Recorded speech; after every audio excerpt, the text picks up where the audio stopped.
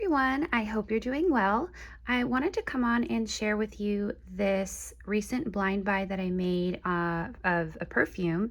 I saw this on Sephora's website and I saw that it was going in and out of stock, and the name just caught my attention. This is Jo Malone's Rose Water and Vanilla Cologne. I know they had a different edition of this several years back or a couple years back, and it was quite popular. And then I guess this is a different edition. I'm reviewing the most recent one. This is the 2022-2023 edition. This is a 1.7 ounce bottle, and it was quite pricey actually, as far as even Jo Malone is concerned. This is 1.7 ounces, and I believe I paid $110 for this, which is quite pricey for a blind buy. So I don't know what I was doing, especially because I haven't been wearing perfume lately. So yeah, this was a little crazy, but I'm happy to have tried it, and I'll explain some of the notes to you in case you're interested. Let me take the cap off here and just kind of show you the bottle. It did come in this lovely Jo Malone box, which I think is so classic and beautiful. I do love the Jo Malone packaging. And that label is so pretty in that kind of almost lavender, mauve-y pink shade. So the top notes of this are neroli and petitgrain. The mid notes are, and I'm going to pronounce this incorrectly, lokum, and I believe that is like a Turkish delight candy. The base notes are vanilla, patchouli, and musk. So I get all of those notes. I definitely do not get much patchouli, if any patchouli at all. But mostly I'll get the neroli, the petitgrain, the lokum / Turkish delight, and the vanilla and the musk. And it's definitely a clean musk in this one. So in the opening to my nose, this is quite shocking, and I was a little bit discouraged and disappointed when I first sprayed it. The opening is bitter, very bitter, and green, and just very fresh, which I like fresh, but this was very, very sharp to my nose. But luckily, it does quite quickly transition into a very soft and sweet and powdery scent on my skin. It's kind of a combination of powdered sugar.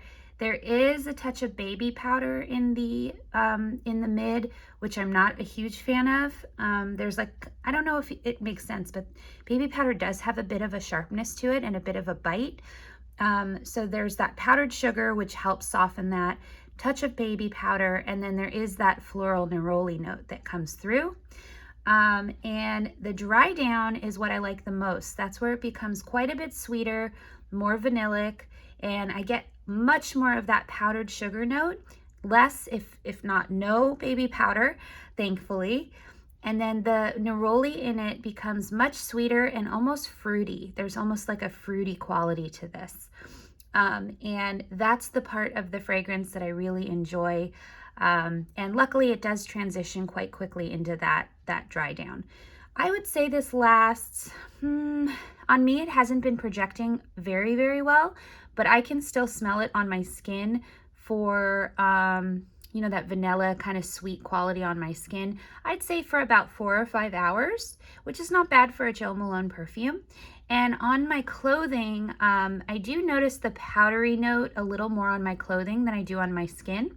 And that lasts a bit longer, maybe 6 hours. So to me, this fragrance does remind me of a few fragrances if you've tried them. One of them is my all-time favorite, and I do prefer this one over the Jo Malone Rose Water and Vanilla.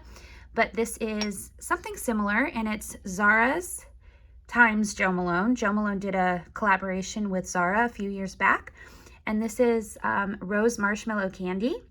And to me, this is quite similar. The only difference is that Rose Marshmallow Candy does not have that sharp green opening, and it's a lot sweeter, and there is a bit of a blood orange note in here.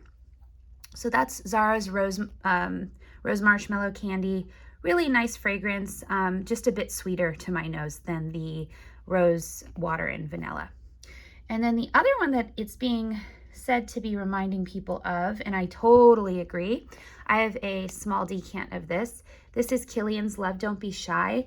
Definitely get the comparison to this one. This even has quite a few notes that are crossed over. There's that neroli. There's kind of a marshmallow, kind of powdered sugar note to this, and the vanilla. I definitely get the comparison on this one. So for this one, I would say that sweet neroli is where the commonality is. And then the other one, I don't have this fragrance. I used to have it, but it was a bit too strong to me. It is Reminiscence Guimauve.